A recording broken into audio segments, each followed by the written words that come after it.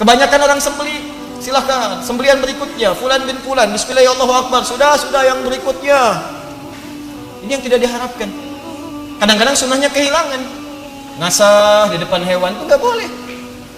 Kamu berikutnya ya, gini, nggak boleh. Begitu sudah selesai, kandidat selanjutnya, masya Allah masuk sembelih.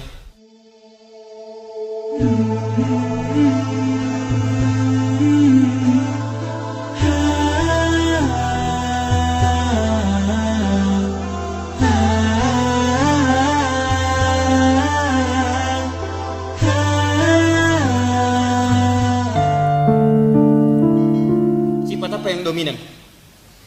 Coba lihat kambing. Kenapa kambing kemudian yang dipotong?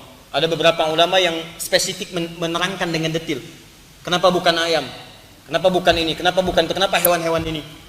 Nanti dalam kajian spesifik ada makna-maknanya. Tapi yang ingin saya tekankan secara langsung adalah kita simpan dulu makna ini, kita fokus pada satu bahasan yang paling inti.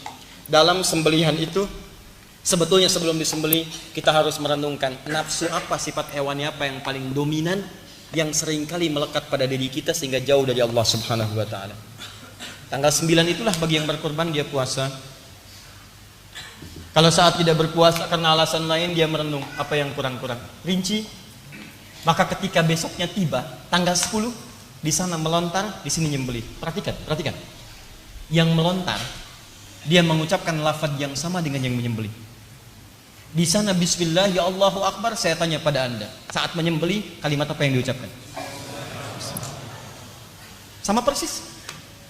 Makanya disarankan kalau bisa menyembelih sendiri. Tak mampu menyembelih sendiri, wakilkan pada orang lain, Anda saksikan penyembelihannya. Sehingga tahu. Kalau tidak ketahuan korban saya ya Ustaz, diarahkan ke tempat-tempat lain di sana, tanyakan kapan korban saya disembelih. Kapan? Walaupun saya tidak menyaksikannya. Maka saat waktu disembelih itu duduk Anda menghadap ke arah kiblat. Begitu itu disembelih, rasakan, mohon kepada Allah. Kalau Anda melihat langsung, itulah sifat kotor Anda, hewannya Anda, nafsu Anda, seketika disembelih supaya hilang, gugur dari dalam diri Anda. Makanya ketika selesai disembelih, Anda berdoa lagi, doanya sama persis dengan doa orang yang lontar jumrah di sana. Belum selesai, menghadap ke arah kiblat, ini doanya. Lalu Anda bacakan, inni wajjahtu wajhiya lilladzi fataras samawati wal arda hanifan muslima wa ma ana minal musyrikin. Inna salati wa mahyaya wa mamati lillahi rabbil alamin la syarika lahu wa bidzalika umirtu wa ana minal muslimin, atau wa ana awwalul muslimin. Di begitu selesai menyembelih, Anda menghadap kiblat. Ini doa jarang dibaca nih. Kebanyakan orang sembelih, silahkan sembelihan berikutnya fulan bin fulan, bismillahirrahmanirrahim, sudah yang berikutnya. Ini yang tidak diharapkan. Kadang-kadang sunnahnya kehilangan, ngasah di depan hewan itu nggak boleh. Kamu berikutnya ya, gini, nggak boleh. Begitu sudah selesai, kandidat selanjutnya, masya Allah masuk sembelih. Ini makanya orang-orang yang berkorbannya benar, begitu itu disembelih atau dia tidak melihat, dia merasakan, dia berdoa, dia berjanji, saya akan jadi muslim lebih baik ya Allah. Yang kurang-kurang baik sudah disembelih, hilang. Ketika ini kemudian dicoret, ditekan, maka ini yang muncul. Kalau takwanya sudah naik, maka ini yang mendekatkan diri seseorang dengan Allah Subhanahu wa Ta'ala. Makanya orang-orang diminta ibadah itu seringkali dikaitkan dengan takwa. Silahkan cek sholat, apa tujuan sholat? Pembuka kalimat sholat di Quran itu takwa dulu. Yang sholat itu cuma orang takwa. Quran surah kedua ayat 2 dan 3. Dzalikal kitabu la raiba fihi hudal lil. Siapa mutakin di sana ayat 3? Alladzina yu'minuna bil ghaib wa yuqimunas shalah. Kenapa Anda sholat? Untuk bertakwa. Puasa apa tujuannya? Takwa. Al-Baqarah 183. Ya ayyuhalladzina amanu kutiba alaikumus kama kutiba alal ladzina min qablikum la'allakum taqwa. Haji apa tujuannya? Takwa. Al-Baqarah 197, paling kanan sebelah atas. Al-hajju asyhurun ma'lumat, faman farada fihinna al-hajja fala rafatha wala fusuqa wala jidala fil hajj. Wa ma taf'alu min khairin ya'lamuhu Allah wa tazawwadu fa inna khairaz zadi takwa. Di ibadah itu arahannya takwa. Jadi orang kalau sudah takwa, dia dekat dengan Allah. Apa ukurannya? Rajin ibadah. Sholatnya senang. Tadi tujuan sholat takwa. Jadi kalau ada orang kurban, ba'da kurban nggak susah sholat, jamaah susah, ke masjid sulit, itu ada yang salah dalam kurbannya. Pasti keliru. Orang sholat tuh senang puasa, nggak harus nunggu Ramadan. Senin puasa, ya Kamis mampu dia puasa, dia mencoba. Dikala Anda pasca ibadah kurban nggak ada kecenderungan meningkat ibadah, ada yang salah, pasti itu. Pasti. Maka ukuran takwa semuanya ibadah. Dan ini yang mendekatkan dia ke surga. Bahkan kalau lebih hebat lagi, orang takwa punya visi akan kemana dia ke surganya. Siapa yang ingin masuk surga? Boleh angkat tangan. Taib, alhamdulillah. Tapi tidak semua orang yang pengen ke surga memiliki visi di surga mana dia akan masuk. Antum mau ke surga apa? Tidak setiap orang yang mengatakan ingin masuk surga Firdaus mengeluarkan karakteristik penghuni surga Firdaus. Saya tanya pada antum deh malam ini, yang menginginkan surga Firdaus pernah nggak mengeluarkan dalam Quran keterangan amalan orang-orang penghuni surga Firdaus? Katanya pengen ke sana, tapi Anda tidak mengerjakan amalannya. Bagaimana bisa masuk ke sana? Assalamualaikum, Firdaus bukan. Ini bukan. Tuh, keluarkan Quran surah 23 ayat 1 sampai dengan ayat ke-9 itu.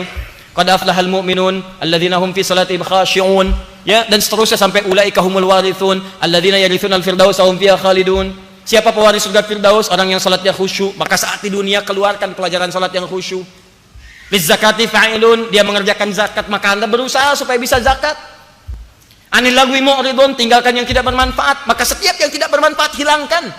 Acara TV nggak bermanfaat, jauhkan. Radio nggak manfaat, jauhkan.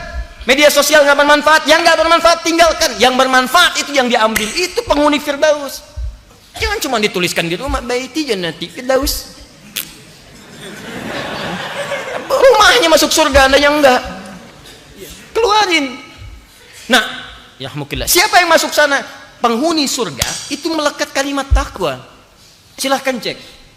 Ali Imran ayat 133, paling kanan sebelah atas. Wasari'u ila maghfiratin min rabbikum wa jannatin arduha as-samawati wal ardu u'iddat lil muttaqin. Ayo bergegas introspeksi diri, evaluasi. Harus punya cita-cita masuk surga. Ya, kami siapkan seluas langit dan bumi. Bagi siapa? Orang takwa. Quran surah ke-51 ayat 15 sampai dengan 23-nya. Paling kanan pertengahan, ya, sedikit ke atas sampai dengan ke bawah. Innal muttaqina fi jannatin wa uyun. Sungguh orang takwa akan tinggal di taman surga. Akhidina ma atahum rabbuhum innahum kanu qabla dzalika muhsinin. Mereka mendapatkan kenikmatan langsung dari Rabbnya. Saat di dunia mereka orang-orang baik. Apa amalannya? Kanu qalila minal laili ma yahja'un. Malamnya sedikit tidurnya, banyak tahajudnya, mendekat sujud kepada Allah, wabil ashari hum yastaghfirun. Menjelang subuh banyak istighfar, astagfirullah, astagfirullah, astagfirullah, dan seterusnya. Anda mesti punya visi. Makanya disebutkan di Quran surah ke-59 itu, ya. Dan turunan-turunan dari ayat 18 ya disebutkan jelas. Ya ayyuhalladzina amanu taqullaha wal tanzur nafsum ma qaddamat lighad. Hei orang-orang beriman, tingkatkan takwa kepada Allah. Siapa ciri orang meningkatkan takwa itu? Adalah orang-orang yang punya visi sampai ghad, sampai ke surganya. Cara berpikirnya begini, kalau cuma urusan dunia, aduh, kecil. Jangan bersaing dengan orang-orang yang belum beriman. Cuman dunia. Antum tuh makhluk surga. Bapak kita tuh di surga. Dan kita akan kembali ke surga. Makanya harus punya visi balik ke surga. Kalau cuma dunia, jangankan orang beriman, yang belum beriman pun dia mampu mengejar dunia. Bahkan melebihi Anda mungkin. Karena itu visi kita mesti rubah dari sekarang. Saya pengen penghuni surga. Mulai bikin sekarang. Ini. Saya harus lebih dekat dengan Allah. Surga saya ini. Pulang ke rumah. Bicara dengan istri Anda. Dengan anak-anak. Mulai malam ini kita mesti ke surga. Sekarang Pak, kata anak, nanti. Tidak. Ada anak kita kadang 5 tahun, 6 tahun belum paham, tuh kan? Kita siapkan dari sekarang. Keluarkan amalannya. Papa, surga yang mana ya? Ah, Mah, jangan muluk-muluk, yang penting ke surga. Jangan, Pak. Cari amalan yang paling tinggi, Firdaus. Emang nyampe, Mah? Kalau nggak nyampe, nyangkutnya jelas, Pak. Mungkin di sini. Tapi kalau Papa yang penting ke surga, kalau nyampe di mana kita nyangkut? Ya, kalau kami ke surga Papa enggak sih nggak ada masalah. Tapi masalahnya kita harus sama-sama. Misalkan, nah itu kan kalimat kadang harus sesuatu yang nyaman gitu, tenang, enak. Kalau para sahabat tuh orang-orang soleh dulu candanya begitu, tidak ada canda yang menyakiti. Walaupun kadang kalimatnya nyelekit, tapi bahasanya enak. Kan saya pernah sampaikan di sini. Ya, ini kisah nyata. Ada seorang laki-laki, wajahnya biasa-biasa saja. Ya, dengan saya juga lebih tampan dude gitu kan. Baik, tapi istrinya itu cantik luar biasa. Cantik. Yang itu biasa-biasa. Satu kali istrinya dandan indah, elok, nggak dandannya udah cantik. Dandan cantik luar biasa, suaminya melihat, Masya Allah, itu mata tak berkedip, wajah tak berpaling, begini aja. Masya Allah, maaf yang belum menikah ya. Terus kata istrinya, Zauji, mabik, sayang kamu kenapa? Kata suaminya, aku bersyukur pada Allah dianugerahi istri secantik dirimu. Masya Allah. Kata istrinya, nahnu fil jannah, sayang kita akan berada di surga. Lihat jawabannya bu, kalau jawaban istri seperti ini indah kehidupan rumah tangga. Kita berdua di surga. Suaminya penasaran, kok bisa? Kata istrinya, kamu bersyukur mendapati aku sebagai pasanganmu dan aku bersabar mendapati engkau sebagai suami. Bukankah orang yang syukur dan sabar di surga? Memang kalimatnya nyelekit tapi enak kedengarannya gitu. Ya, mau marah susah emang kenyataannya begitu. Ya, tapi amalannya juga malam masuk gitu kan. Daripada canda tapi nggak ada isinya. Sayang mau kemana? Mau ke hatimu. Tapi nggak ada amalannya, susah. Susah. Jangan itu yang dicatat, kita bahas yang lain aja ya. Sudah.